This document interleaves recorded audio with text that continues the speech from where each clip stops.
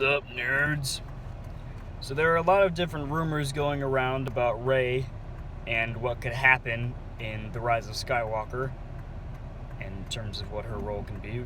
One of the rumors is that time travel is going to be involved, which first off, I know it's canon, but time travel often messes things up. So the idea with that one is that she would go back in time and she actually ends up being Shmi. So she would be Anakin's mother. We'll delve into that in a minute. And then the other one is based on some concept art from The Force Awakens, because the guy that did all that said that in order to know some things that might happen in The Rise of Skywalker, we should look at some concept art from Force Awakens. One of them was Rey lifting the Death Star with the Force. You know, the wreckage of the Death Star, and it would be like hovering above Jakku or something like that. And whenever I hear that, I immediately think of The Force Unleashed. Don't get me wrong, I love those games. I have so much fun playing them. But they had to overpower Starkiller a little bit to make him, or to make the game, you know, fun to play so you can do crazy things. Like, you know, we rip a Star Destroyer out of the sky, right? It's a super cool moment, but it's a little bit ridiculous because it's huge. You know, I know Yoda says size matters not, but come on. Ripping a Star Destroyer out of the sky, that's a bit much. And even then, he'd been training under Darth freaking Vader since he was a small child. But Rey doing that would just, it would be dumb. First off, I wouldn't really like to see that anyway, unless it's a character that we know is stupid powerful. And, you know, maybe if we did like some Old Republic stuff, you know, seeing Nihilus do some crazy things like that. But first off, anyone holding up the entire bloody Death Star with the Force would be a little bit ridiculous just because of how massive it is. And second off, why would she be able to do that? She's had no training. People might argue she trained with Luke, but she really didn't. He tickled her with a little fern. She's like, oh, it's the Force, but it wasn't. It was a fern. And she just does stuff. Like, when she had an opportunity to train, they ended up not having her do any actual training. So that's irrelevant. She still hasn't really trained at all. She's just gotten better, even though she could pretty much do anything anyway to begin with, but we'll bounce back to that in a second. The other part, the one with her being, going back in time and being Shmi, I thought that was slightly intriguing, but it didn't really make sense to me. And I was talking with someone the other day, and they brought up a good point, that if she's this phenomenally powerful person, why would she go back in time to become a slave on another desert planet? You know, like, what would her motivation for doing something that self-destructive be? There's not really much logic behind that one, so I think that one's a little bit ridiculous. Not to mention Shmi kind of had a British accent, but not really. I don't think that one really has much bearing, but the one of her holding up the Death Star, I definitely think there's some plausibility to that. And I really wanted to like Rey, you know? She's charming, she's sweet, the actress is just she's a really chill person. She's a good actress, especially for that kind of being like her first real thing was in Star Wars. She's a pretty good actress, unlike someone looking at Finn. John Boyega he not too good.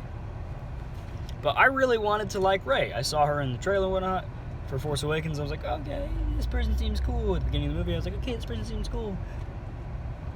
You know, and there's good setup for her story there. You know, she's an orphan. Her parents abandoned her at a young age. She had to fend for herself. A little bit ripping off of Luke with the whole, you know, abandoned on a desert planet, but not entirely, but a little bit. But there was something there. But then she can just do everything. And it's not entertaining. Why would you invest yourself in a character if they're always the best at everything they do? The hero's journey is a thing for a reason. There's rules to storytelling, and if you break the rules, the story's not good. The protagonist has to fail. They have to get beaten. They have to not be the best at something and strive for it. And people automatically like jump. It's like, oh, you're just a sexist. You just hate strong women. No. I don't like Harry Potter for the same reason. First off, the movies are a little boring to me, but that aside, I've never liked Harry Potter because he was always the best at everything, and there really wasn't much explanation. Even then, they kind of were like, oh, he's the chosen one. So they had a little bit of a MacGuffin to fall on and say, yeah, chosen one, that he can do stuff. But even so, he's not the most competent of the group. He's sometimes kind of a tool. Hermione is the one who does all the studies and should be the best, and she is until Harry's like, oh, look what I can do that you've never even heard of or can't do, haha. And that's why I never liked Harry Potter, and the same concept applies to Rey. I didn't like that about her before I even knew that Mary Sue was an actual thing. I just remember walking out of the movie and going, she could do everything. I don't like that. That's boring. She learns to speak droid, maybe a little bit where she's at, okay, but she understands Chewie. How would she know Wookiee on a desert planet? She can pilot complex spacecraft with no issue. And this is just the generic things, let alone the Jedi stuff in terms of her saber skills, which are, when you actually look at them, they're terrible, but somehow she still wins. And then the Force and all that. Well, she didn't even know what the Force was, more than likely. And it's like, oh yeah, I can do a Jedi mind trick, no problem. Even though that's one of the most difficult things for Jedi to learn. But yeah, I really did want to like Rey, but they've just written her so poorly, so one-dimensional, in order to send a message that look how great women are. They neuter that the point they're trying to make. That's why I liked Jyn from Rogue One, because she was a strong female character, whatever. And she was actually a good, compelling character. She had a pretty tragic origin. Her mom died, her dad got taken away by the Empire to go work on the Death Star again. She was forced into the war, or if nothing else, extremism, by Saw Gerrera. And she was super selfish, because she had to be. She had to learn to be selfish to survive. And then, the movie ends with her sacrificing herself for the good of the freaking galaxy, That's good character development. She was not perfect by the end, at all. She still had a lot of issues. She barely beat Krennic. He's just a normal guy. But she was a good character because you felt her struggle, because there was struggle, and she actually changed from the beginning to the end. So she was good, and no one talks about her because no one talks about female characters in the media unless they suck, and people say they suck, and then we're sexist. But yeah, so I'm looking forward to The Rise of Skywalker for the sole purpose of this trilogy coming to a close, because I'm still a Star Wars fan through and through, and I'm just really hoping that whatever comes next, they'll stop trying to send such a message and they'll just make a story. If the main protagonist is a female, okay, tell a good story. We're all about it. If they do Old Republic stuff, Bastila Shan is a beast,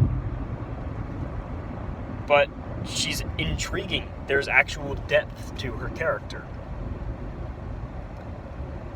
I wanted to like her. I keep saying that, but I did want to like Rey. Obviously, I don't want to dislike anything that comes out of Star Wars because I'm a big fan. But I couldn't get behind it. I couldn't get behind Rey being this all-powerful being with no connection. Now, everyone that wants her to be the daughter of someone, I don't think that's necessary. I mean, when you look at the original, the Republic, they were just taken at random. They weren't children of anyone, so I think that's unnecessary for connection to the Force. But she didn't even know what the Force was at all, had shown zero indication that she was connected to it. And then she's just forced into all these different positions where she can do everything. And oh yay, she wins. Woohoo. And now, what does she really have to overcome? She already beat Kylo Ren in the first movie. Snoke's dead. Like, she's not been beaten herself.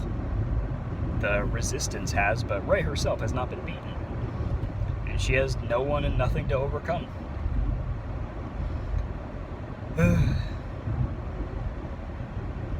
I hope that they learn from this. Take a cue from Wonder Woman, Make a really solid movie that speaks for itself in terms of what women can do. That's my thing. I was really worried that Wonder Woman was going to be, super preachy, kind of like Captain Marvel was. But no, it was just a really good story. None of the female power felt forced. It was just really well told. And you're like, okay, I like this chick. She's good. She inspires me. So I hope that Star Wars learns from their mistakes of this most recent trilogy. And I'm just talking about Rey right now, none of the other issues.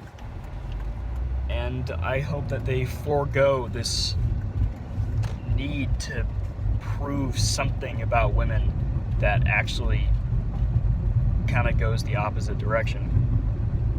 That's all I got for now. This is kind of the start of my channel. I'm going to be talking a lot about Marvel and Star Wars and other nerdy stuff as I'm updated on it. So, peace, nerds.